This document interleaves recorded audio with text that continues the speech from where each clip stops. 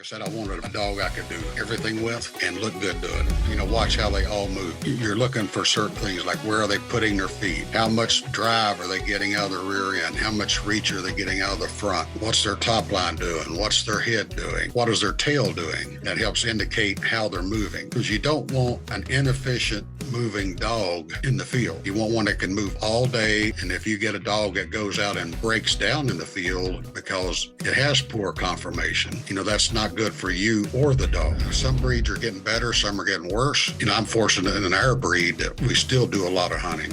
It's not like we got a hunting Griffon and a show Griffon. It'll not be unusual for all the dogs at Westminster and the Wire Pointed Griffons to have hunting titles. Probably be the only breed there like that. But what I'm seeing with my involvement with the AKC is it's becoming more of a performance association. And then it's just not the hunt test. It's the fast cat. It's rally. It's obedience. They can put a title on it, they will. All right, everybody. Welcome back to another episode of GDIY. I'm joined this time with Lonnie Carrol of Bear Hug Griffons. Lonnie, how we doing this morning?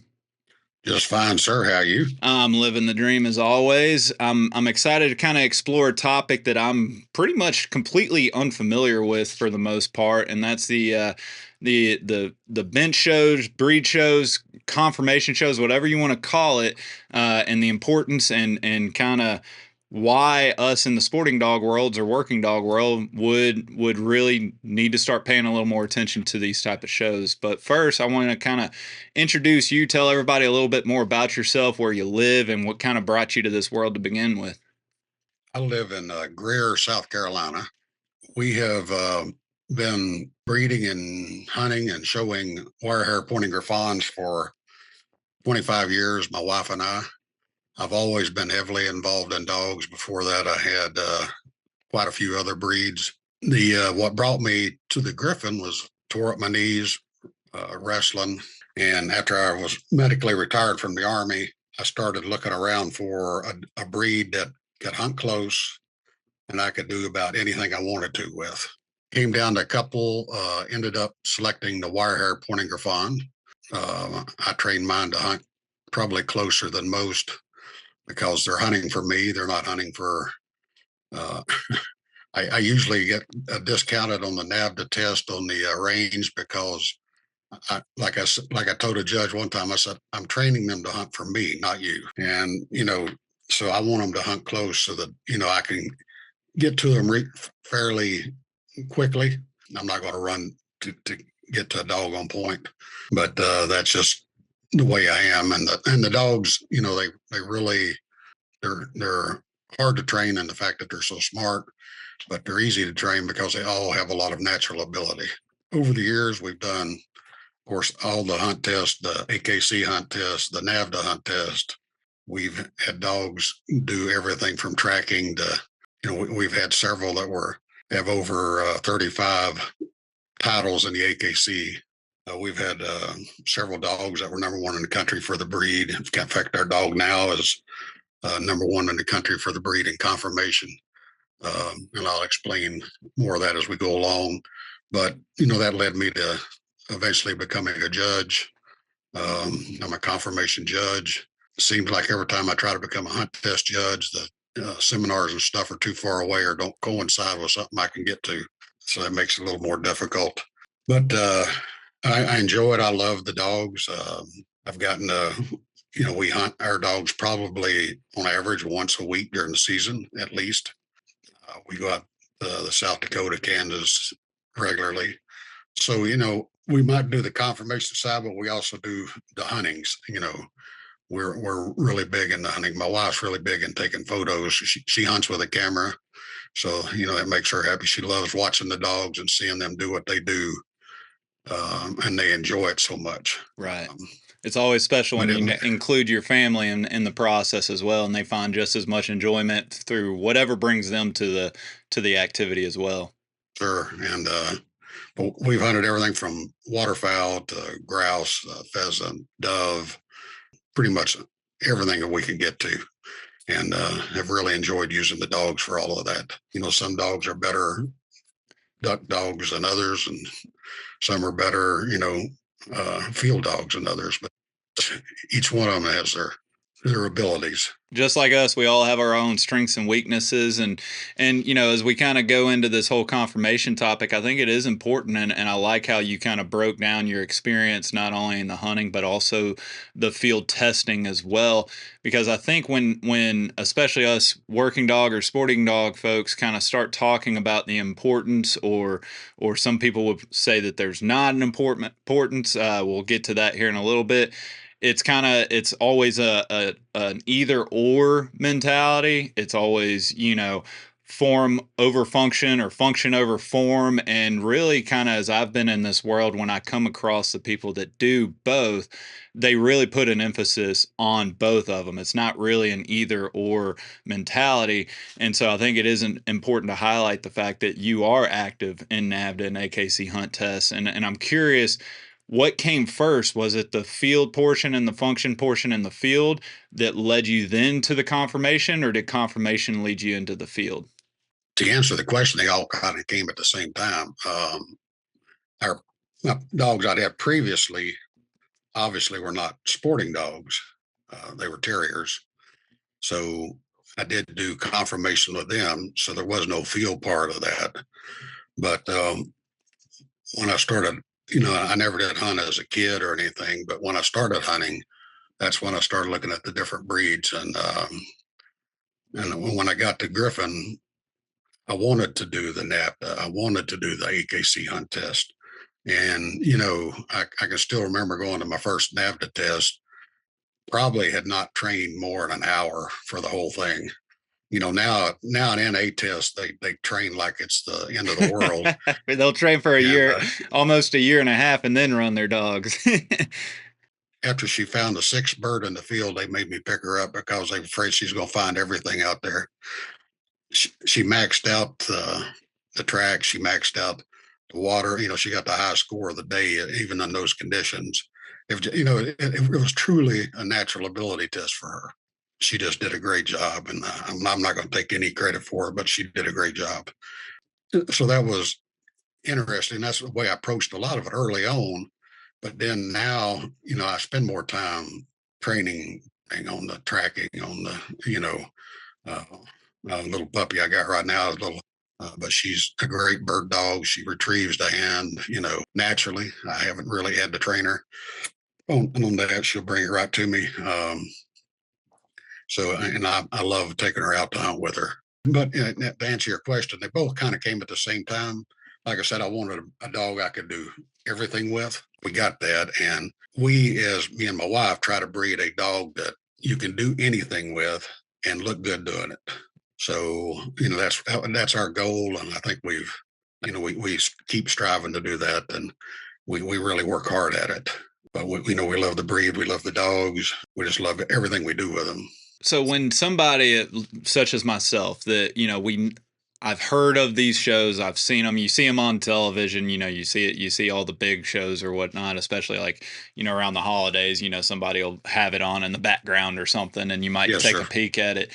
But that's really kind of the only exposure I've had to it. I haven't been to an event in person. Or so when we talk about a confirmation show or a breed show, like, ultimately, what is that? Can you kind of define that, lay it out? What are we actually looking for? You said that we like dogs that look good, but there's even more that is supposed to go into it besides just even looking good to the naked eye, correct? Yes, sir. Confirmation shows were originally established to evaluate breeding stock by the hunting gentry, you might say, of the it's mostly hunting dogs and or herding, or it was to evaluate the structure and the breeding stock for them to go forward with their breeding programs.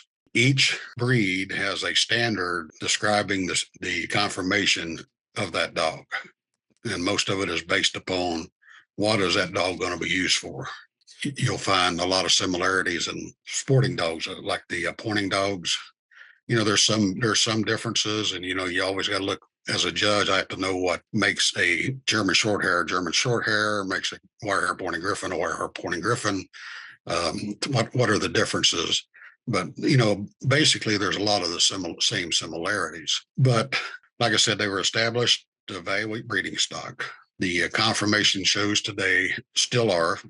And that's what they're supposed to be doing. Like for each breed, they'll have a set of classes they'll separate the dogs and the bitches. The bitches will compete against bitches and the dogs will compete against dogs. And they'll have 6 to 9 month puppy, 9 to 12 month puppy, 12 to 18 month puppy, open dog, open bitch. There's all kinds of classes in the classes. And these are dogs that don't have their championship. Once they get their championship, they can go to the best of breed class. That's where all the champions are. And it takes 15 points to become a champion. And you have to have what they call majors, which is win 2 events with 3 or more points at that event. And you get points based upon how many dogs you defeat that day.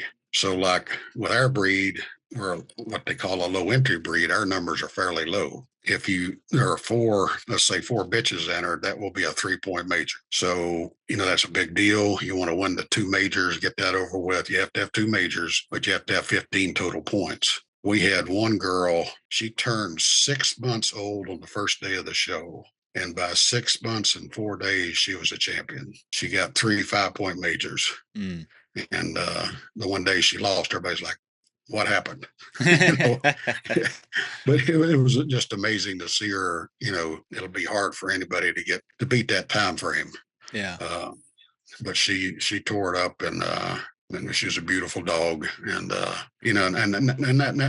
very rare. You'll spend a lot more time doing it if you want to do it. The thing is, it gets somebody else's opinion of what your dog looks like besides your own. I always try to be very honest with myself. But anyway, getting back to the show, so they have each class. Let's say they got 2 puppies in the 6 to 9 month. They place them 1 and 2. And let's say they got another dog in an open class and then one an American bred class. So they'll take the winners of each of those classes, then they'll compete for winners. And winners is where you get your points, like winner's bitch, winner's dog. So the dog chosen as winner's bitch gets the points for that day. And the dog chose for winner's dog gets points for that day in that breed and that sex. And then there's other things, but there's crossover points where maybe there's only 1 bitch that day, but there are 5 dogs, and so that's a 4-point major.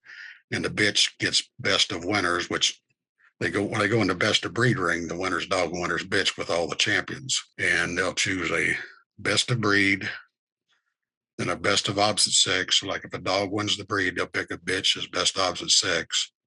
They'll pick a best of winners, which is what the judge thinks is the best of the winner's dog and winner's bitch. And then they have they have a select dog, a select bitch, which is for grand championship points.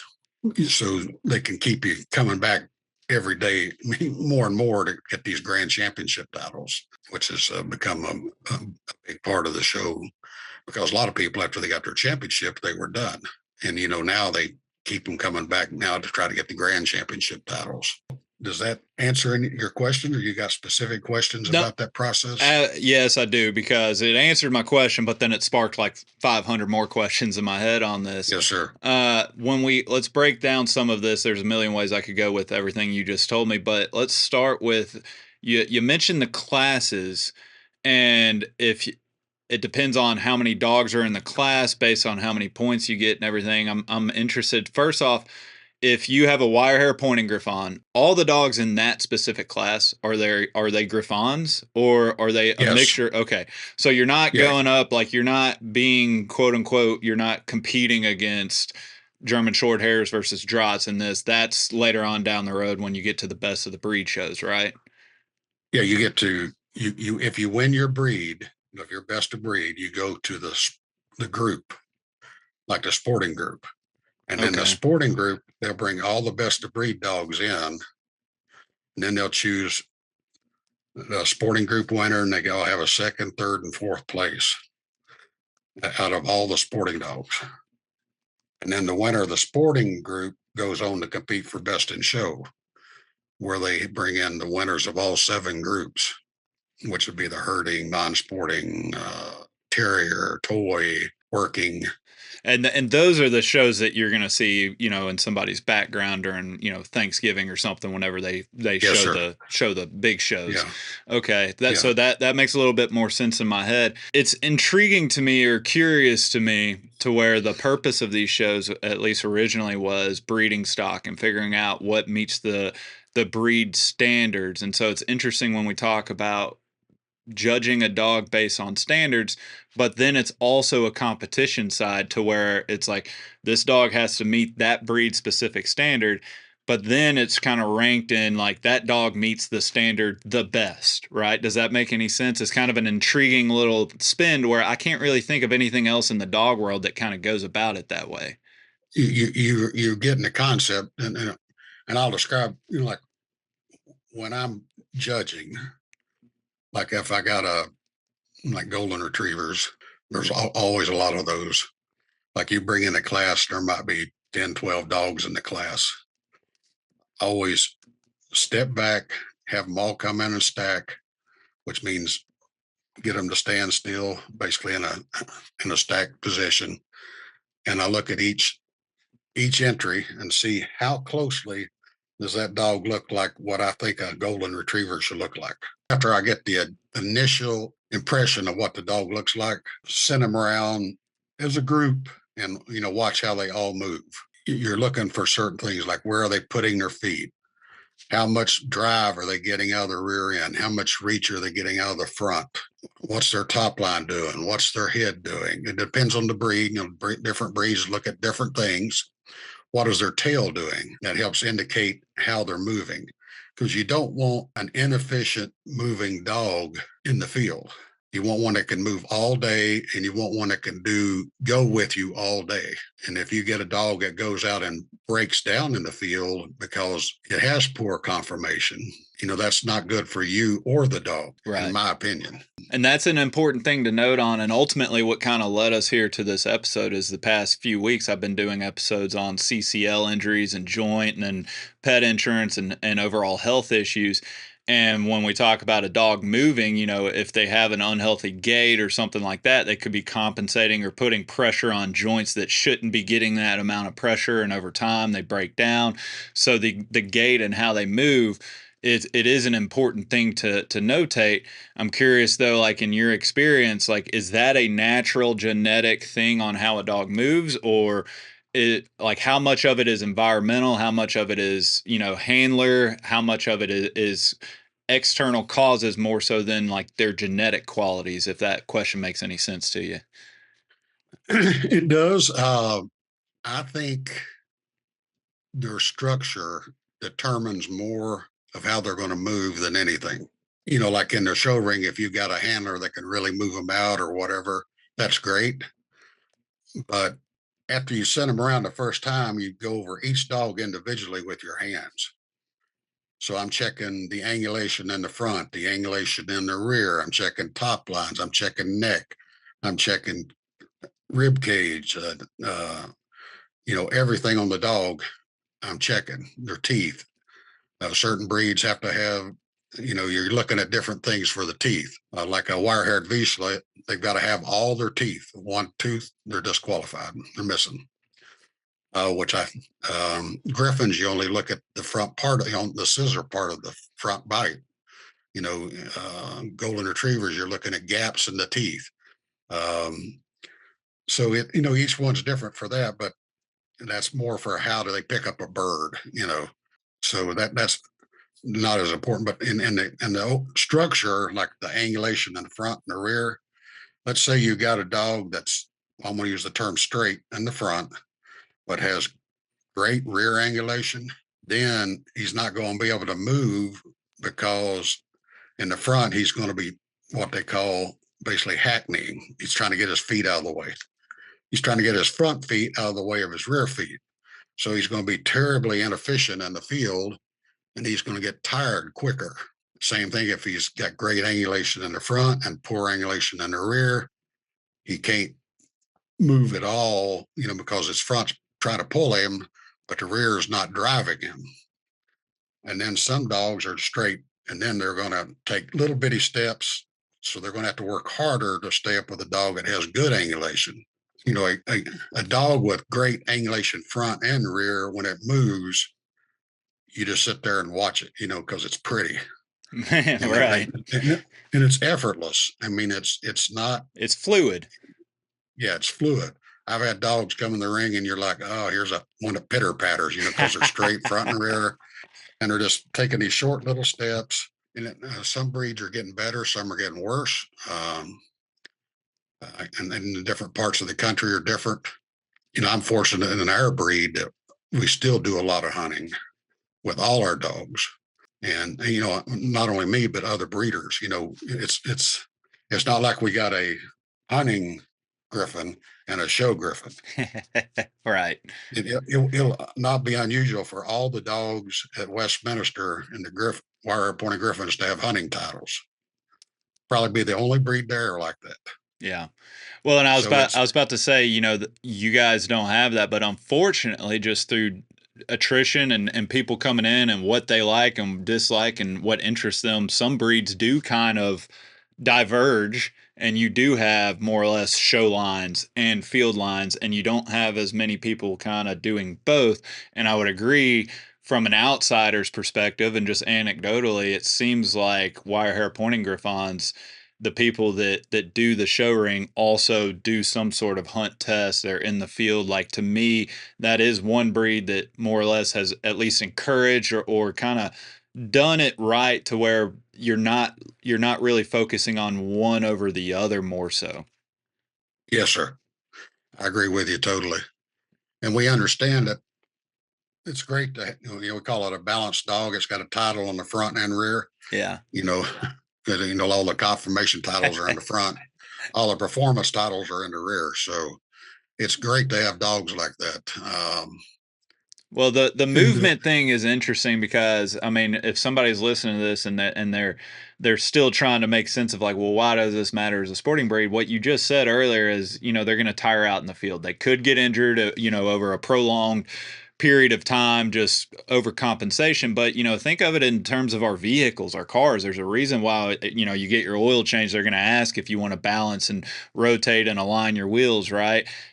That extends the life of your tires, and those are just rubber tires on the car. So if your dog's structure is off, it's going to have an impact on their tires or their wheels, so to speak. yes, sir.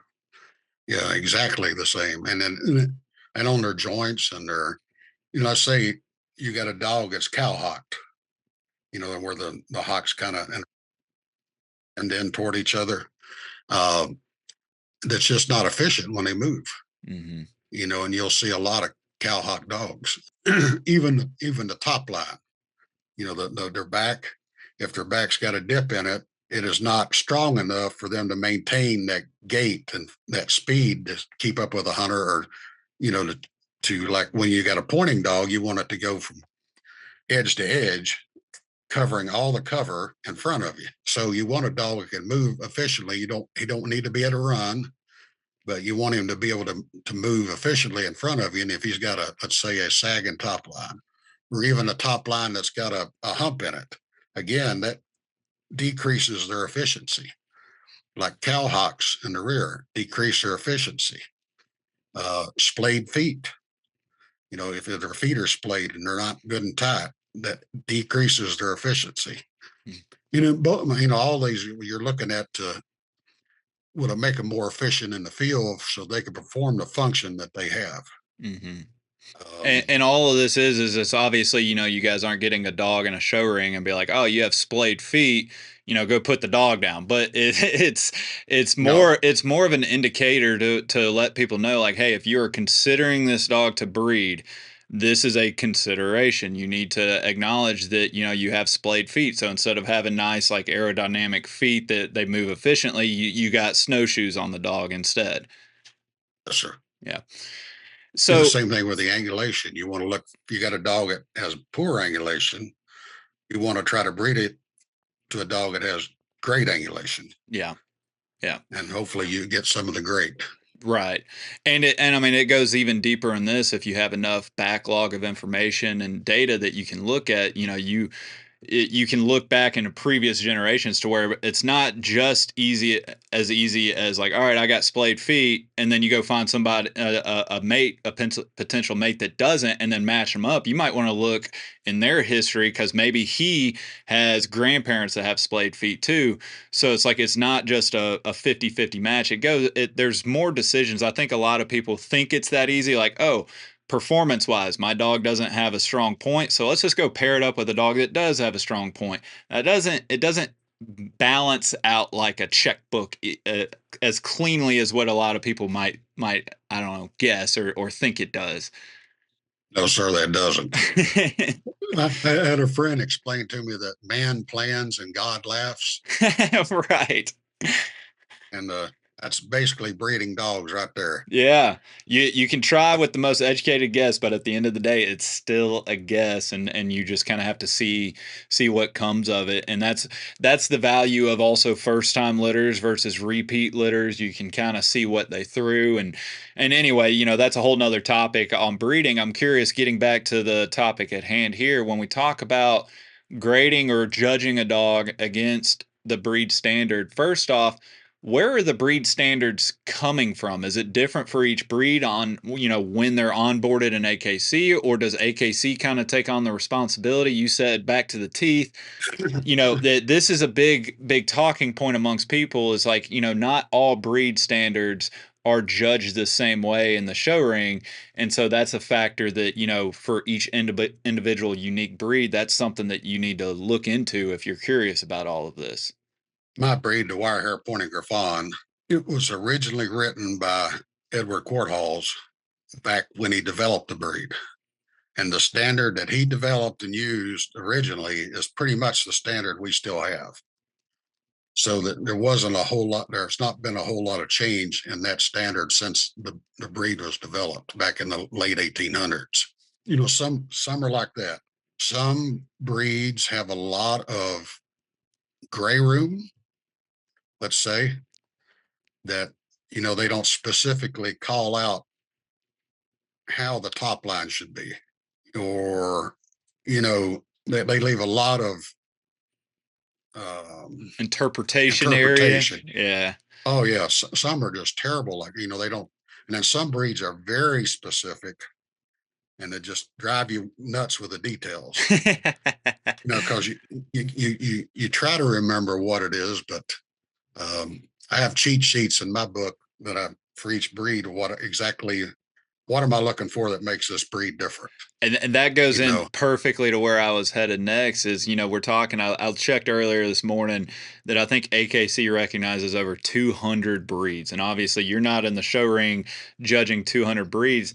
Do you have to get like certified by breed when you go, or do you just kind of, you're say, hey, you're going to be in this class today, and you go reference your notes or your cheat sheet that you're referencing and just kind of get ready?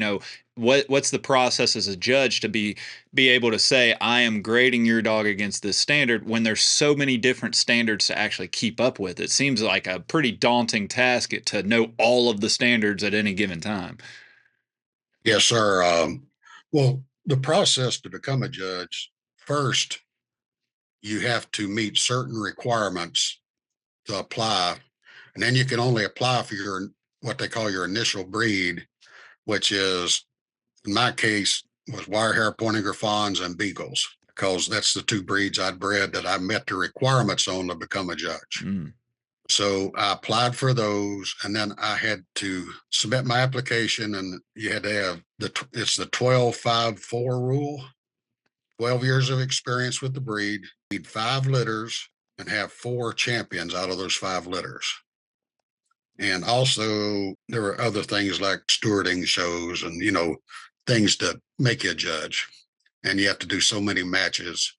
So I had all that and I applied for the 2 breeds. And then once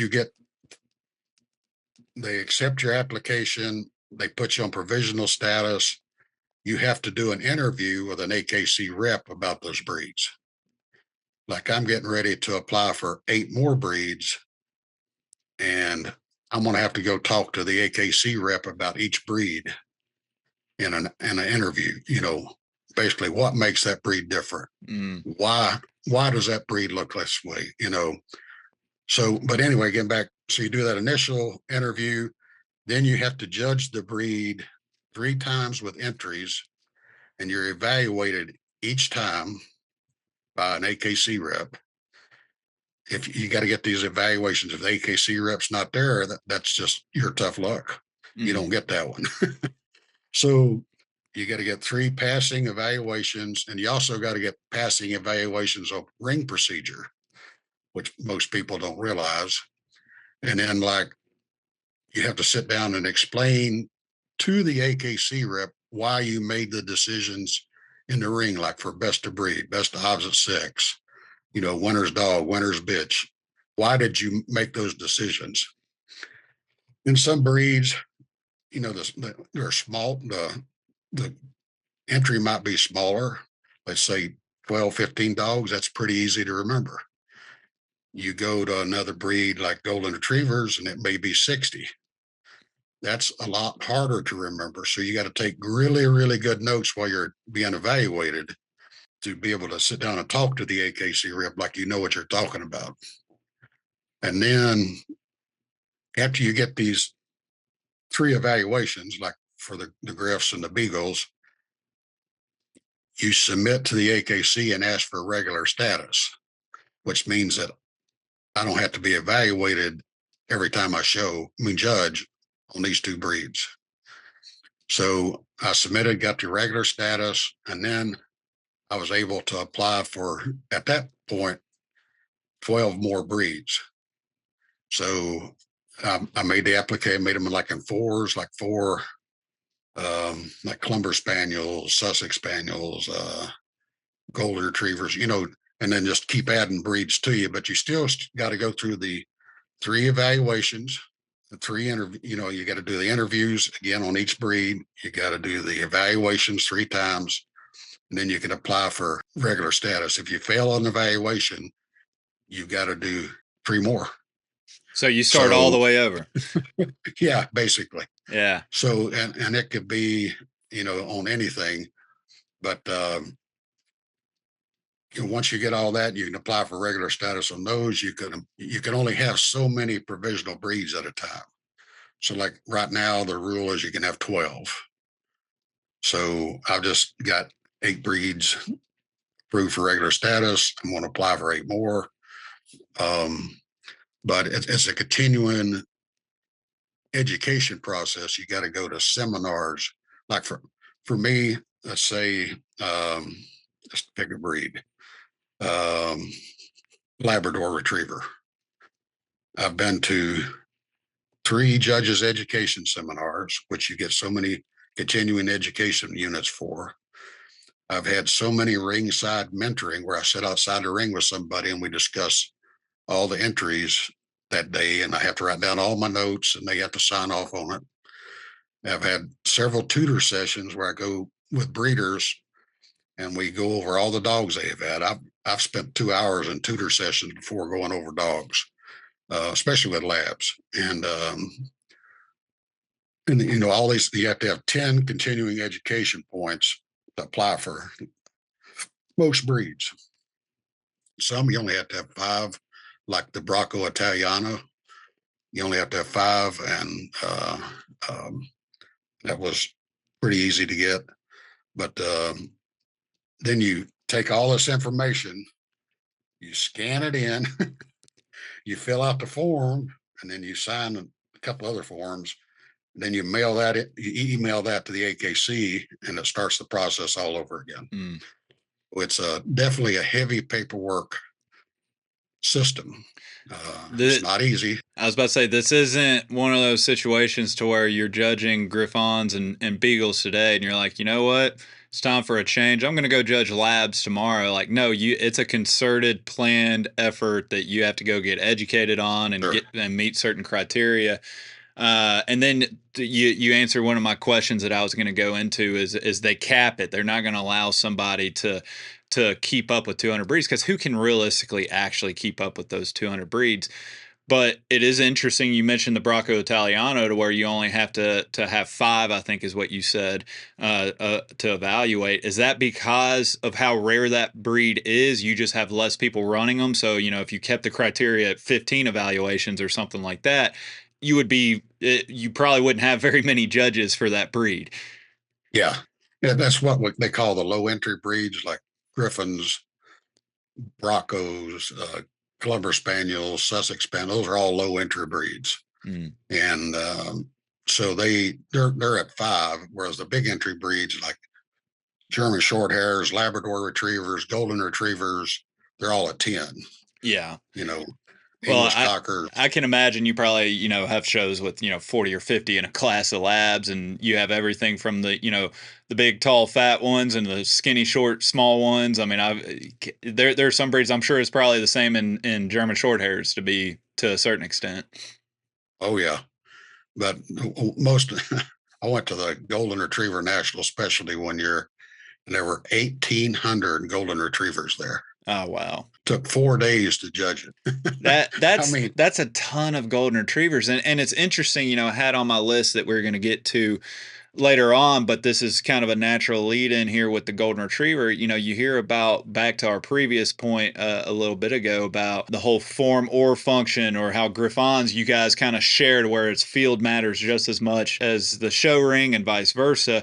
But there have been breeds throughout the decades and generations of people doing this that have more or less, quote unquote, suffered by their emphasis on the show and not their purpose in the field. And the golden retriever is, if you ask the average person, is going to come up in the top five. So when you have that many people still showing golden retrievers, but then golden retrievers are getting harder and harder to come by in the actual field side of things, I think that's where a lot of people kind of start looking at this with a little bit of, in my opinion, kind of a healthy concern, is like, are we really doing right by the dogs if something such as the golden retriever really only focuses on just how pretty they look? well, I agree. I think they need to be able to do what they were bred to do, be able to do what the standard says they're supposed to be able to do. Um, and a lot of times, being a golden retriever judge, what they describe in the standard is not necessarily what wins a lot of times, because of the pretty factor. So it's just yeah, you're talking, golden retrievers, labs are a big divide. I mean, German the ones in shepherds. oh yeah, German shepherds are a mess. Um, I didn't say that. Um, Nobody's listening. Don't worry. yeah, Irish setters. There's a big difference between the field Irish setter and a Irish setter in the show ring. Yeah. Same thing with labs. Same thing, even golden retrievers. I've hunted over a lot of field golden retrievers, believe it or not. They probably come the closest to looking like the show side of any of them. Yeah. Like the labs are just totally, they have a narrow head. They're leaner. You know, they're bred for that. Get out there fast, go, go, go. And I'm not so sure that doesn't hurt them. Also, the field trials of the certain different field trials, because they're breeding for, basically track stars. And most of these, well, they are, and most of these dogs were not bred to be track stars.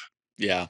Um, Well, it's interesting. I have a small Munsterlander, and I think I mean, it was kind of recent, as a year or two, maybe three. I don't know. The past 3 years with COVID and everything kind of all blend together. But it was recently that the small Munsterlander came into the show ring with AKC, and I remember it was a topic, and it comes up quite a bit, to where people will pluck the golden retriever, German shepherd, or Irish setter is another really good example of this, to where some people are like, man, it's almost unfair to the breed if they're as pretty as they are. Small Munsterlanders are really pretty dogs, and so there's a lot of people yes, sir. concerned about them going into the show ring, and nobody's really arguing with, it would be nice to have it graded against the breed standard. It would be nice, but these really pretty dogs, if they catch on outside of the hunting or field community, then all of a sudden it turns into something like the golden retriever and it starts watering them down.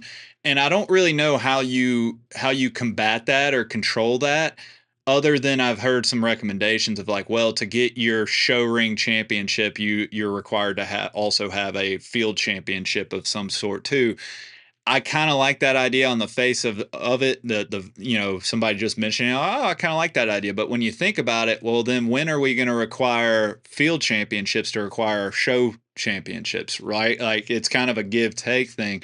So I'm kind of curious about your take on that. Do you think that is there any kind of level of control that we could try and implement with certain breeds to help them not fall off like a golden retriever or an Irish setter? You could try. A lot of the breeds have already gone that way. To get them back together may be hard. There are certain breeds that do it both. Like I think Brittany's are a good example. German short hairs are a good example, actually. That really do the field work and the show side. I think the Irish red and white setter, which was recently introduced, is actually doing a good job with it. Some of the spaniels couldn't. I don't think they the English cockers that you hunt with in the field don't look anything like the English cockers you see in the show ring. Not at all. No. Uh, and I love working with the little English cockers in the field. They are just a very, very cute, fun breed, and they work their butts off. Boykin Spaniels actually do a good job with it. I mean, they take great pride in the fact that they can hunt and show or do whatever you want to. They've So, made a lot of progress. so there are examples of breeds coming into this world and still maintaining that healthy balance, even though they are just gorgeous dogs. And, people have concerns over, the outside or non-hunting, public, if they got involved. Is this more or less controls put in by the individual breed that's bringing them within AKC? So like if somebody has an issue with this, it's like they really need to figure out who is running or getting that breed submitted into the system, I guess. I think they'll ever be able to do that. My personal, for one thing with the AKC, they're not going to do anything to limit entries anywhere. Hmm. They want the entry. Yeah, right. They're a business. They're a business. Now they figured out that if they got a field title or get a field title, if they become a champion, then they could enforce that and make them do both and get entry fees from both of them, they might do it. I don't know of a breed right now that requires a performance title to get the conformation title or a conformation title to get the performance title. But what I'm seeing with my involvement with the AKC is it's becoming more of a performance association, and then it's just not the hunt test, it's the fast cat, it's rally, it's obedience, there's a lot of performance events going on now. They can put a title on it, they will. Yeah. They just started another one called fetch, which I just think is low key retrieving. I saw that this morning, just kind of loosely prepared for this episode. I'm like, fetch, I need to come back and look at this because it's just a retrieving competition. I'm like, I thought we already had retrieving competitions. They're called field trials. Like, what? I need to look at what this fetch thing is. I don't know if it's just tennis balls instead of ducks or whatnot, but I saw that. I'm like, Yes, I don't sir. remember hearing that one. Yeah. Well, then they, like let's you talk to retrievers. They got retriever field trials, but they also have retriever hunt tests. So that, those are both infinitely different in what they require. One's the field trials are much more intense, and that's with like the Griffons don't have a field trial. We don't field trial our dogs. I know that Irish setters do have field trials. Yeah. And I was at the Irish setter national specialty, and there was this one bitch. She was beautiful moving. She just went around the ring. You're sitting there like, that dog's gorgeous. Just the way she moved. And she was actually a field trial champion. But after the event was over, she got third or fourth in her class. We're like, how did that happen? So this judge I know, we went over, and she was straight as a stick, front and back. And he looked at me, he said, she just learned how to move. She's learned how to move that way to be able to run as a field trial dog. And she could flag get around the ring now. I mean, just beautiful movement. And it just amazed me that she can move like she did and still be that structure. Yeah. But he said she just learned how to move that way Mm. to do what she wants to do. Well, and that kind of goes into like learning how to move or how a handler impacts the movement. As a judge, if you're advising somebody coming into the show ring for the first time, what's the bare minimum to like the obedience? Walking on a leash, temperament. Talk to me about like how a dog should behave in the show ring if somebody's going to actually go out there and try this. Well, it should be friendly. It should be friendly to the judge. It should be friendly to all the other dogs in competition. I've seen dogs growl, and biting a judge is definitely off limits. That dog gets disqualified. May not ever get back in the show ring. I've seen judges getting bit. I've been bit once by a Chihuahua, and I looked at it and said, "I can't believe that just happened." And I didn't do anything about it. I just went on about my business, but because it didn't break skin or anything. I mean, it's just I'm like, I can't believe it did that. Yeah. But anyway, I was judging somewhere recently, and it was a breed that's not known for bad temperaments. And the dog growled at me. I'm like, hmm. I looked at his handler. I said, grab a hold of its head and hold it while I finish my exam, because I didn't want to get bit. Right. Then the AKC rep says, in another breed that not known for bad temperaments, she said, how did you get through the exam on such and such dog? I said, I was very careful. She said, I was afraid you were going to get bit. I said, I made it. That's all I know. Yeah. Um, So but really just them being able to interact with you, that's much more important than like, them having a good quality heel on the leash or leash manners overall. You guys y'all have probably seen an example of like the best behaved dog or the best, trained dog, and all the way down to like a dog that's just raw and it's just like just going out there and just tugging on the leash, going every direction, but you guys yeah, just make do with all of it. you make do with all of it, but for the dog to be seen in the best light, it does need some training, some be able to move on a leash, be able to stand still when asked to, be able to make the exam easy. Because when a dog's wiggling, you can't examine it. I No. mean, you're gonna run your hands over it, but you won't be able to get a true judgment of, you might say, well, I really couldn't tell, so you know Right. I'm I'm probably not going to use that dog. Well, and I mean, in something like this, when you're being judged, you're literally going in the show ring to be critiqued. I shouldn't say you, your Yes, sir. dog. Appearances and image matters in all of this. That's literally what we're trying to do. So it's like, yeah, you can go out there and the dog's, mayhem on a leash, and technically maybe you guys can get a good thing. But like any other time in life that you're trying to impress people on appearances, you're not going to go acting like a fool. You're going to dress up. You're going to act like you're actually getting critique because that's what you Yes, sir. are.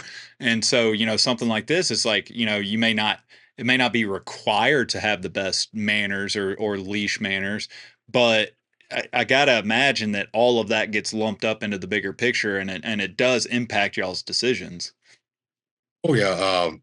You say critique, in like Europe, a lot of the kennel clubs and the international FCI, the judge has to provide a written critique of every entry he examines. So he has to sit down and write, you know, Oof. good top line, da, da, da, da, da, da, for every one of them that's given to the handler. So that is, that's much more, like you said, a bigger critique than what you do like at an AKC show, where we really don't tell the handler or the owner why we made these decisions. Right. And we go to your other point.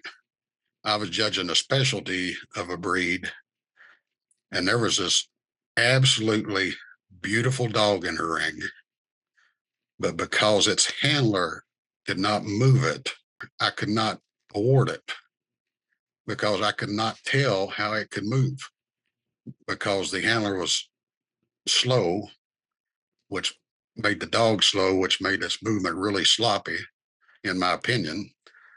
And afterwards, I told him, you need to get a good handler on this dog. I said, because it's a beautiful dog and I think it will do really good things. Mm. But, but at that, I'm judging on that day, not what it's going to be in the future, not what it's been in the past. It's how does it show up in my ring that day? Yeah. And on that day, it wasn't a winner.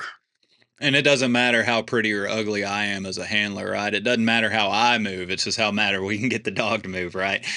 Yeah. I mean, if you're slow and you can't get the dog to move, it hurts the dog. Right.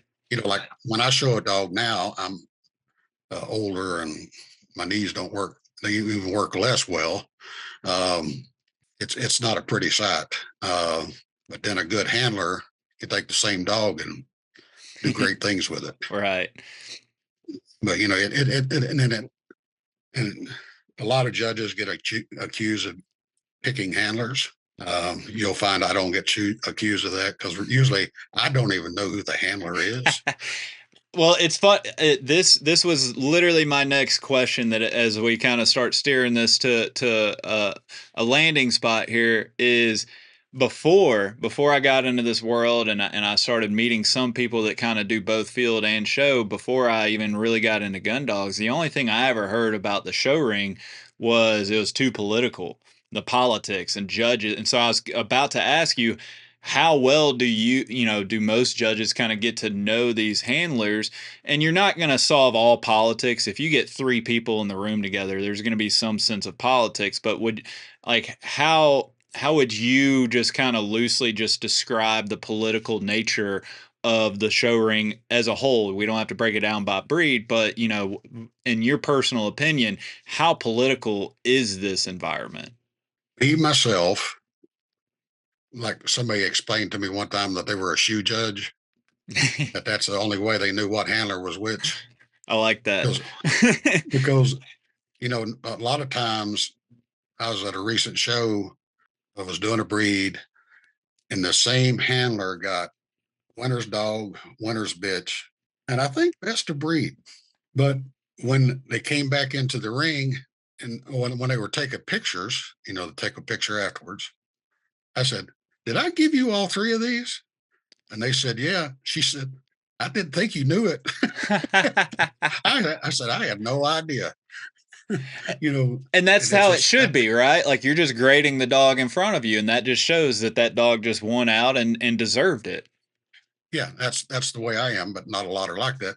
Now, I will, in my opinion, this is my opinion, the up to winner's dog, winner's bitch in the classes is typically not very political. That's usually a very good area.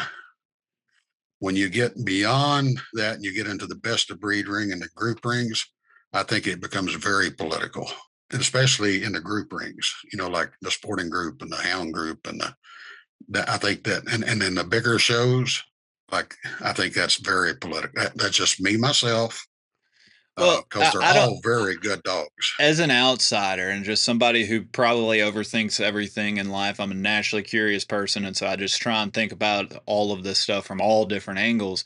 I don't know how it wouldn't be political because at least in the class, you're judging and comparing like on like. It's apples to apples. Everybody's within the same breed. We're comparing against the same standard. Yes, there's got to be a winner and there's got to be a quote unquote loser in this, but at least it's all based on the same criteria. When you start mixing the breeds, how does one breed standard come above the other breed standards while we all still recognize that each breed is different and unique in of itself? And then we're going to pick a winner saying that this breed represents its breed standards much better than the other one. It just seems like there's a lot of gray area, and then it just kind of comes down, it's like, well, personal preference. When I watch these shows, I don't really see a judge picking sporting breeds very often over some of these other ones, and I'm just like, to me, personal preference, I think that dog looks better than the other ones. But it just seems strange how we can even expect it to not be political when you have so many different unique breeds going against each other in the same group, and then the best of breed show as overall. It just seems like we're setting it up to be political, and everybody that goes into it just kind of accepts it for what it is. Yeah. Well, it is human nature. Right. You know, um, uh, that's probably why I'll never go much beyond the sporting group. So, Hmm. because you're really looking at athletic dogs, and Yeah. you get into some of the other groups like toy or non-sporting. I have a hard time with that. Yeah. No, I hear you. I understand. Lonnie, I mean, I know, again, for the millionth time, I'm not in this world, so I know there's something that I've kind of overlooked or something I should have asked you. So I'm just going to throw it your way. What's something that, we should have discussed that we haven't really touched on so far? Well, if you decide to do confirmation, find somebody in your breed that you trust and can help you become better prepared and understand what you're getting ready to do. Just to show up at a show and try to do it, that's not a good thing, because it's like most things, like me showing up at that NAV DNA test and not really knowing what I was doing. My dog made me look like a genius.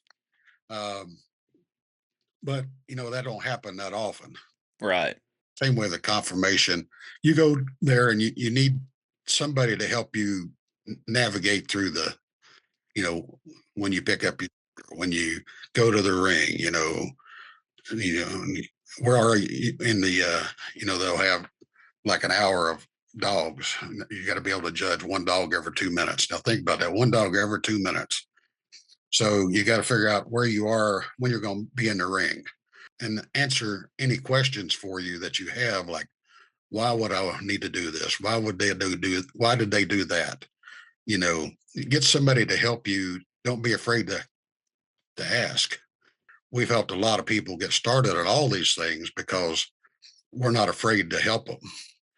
And the amount of people that we've also helped with birthing puppies, how to nurse a puppy back through when it's weak, or even in the number of litters I've evaluated for people, just go on and evaluate them, and then teaching them what to look for in the puppies. This is what you're looking for. Especially of our breed, it's easy. Beagles, it's easy for me because we bred them a lot. When I'm looking at some of the other breeds, like I just did a Labrador Retriever litter, it's a little harder for me. I can grade them like, this is the best, this is the least.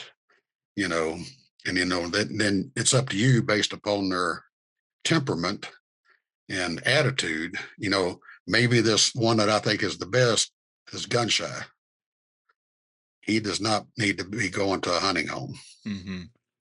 Maybe the one that's, you know, and things like that. And you got to consider all these considerations when you place your puppies. Yeah. Like, we don't let people pick their puppy.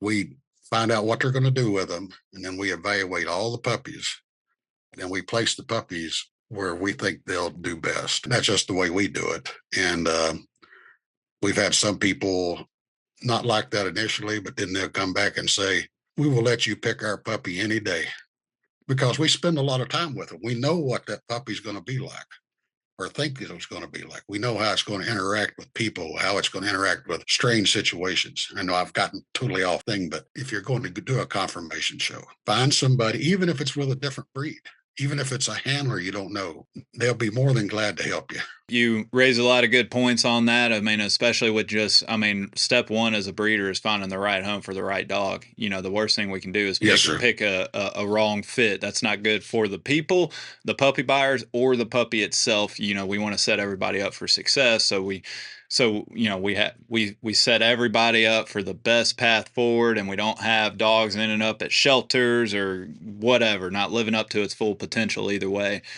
Lonnie, I really enjoyed this, kind of entering a world that I'm unfamiliar with and learning a little bit more about it. I appreciate you taking the time coming on and kind of entertaining me as I ask you a bunch of questions about it. Yes, sir. Well, I've enjoyed it myself. Thank you very much. Yes, sir. We'll talk soon.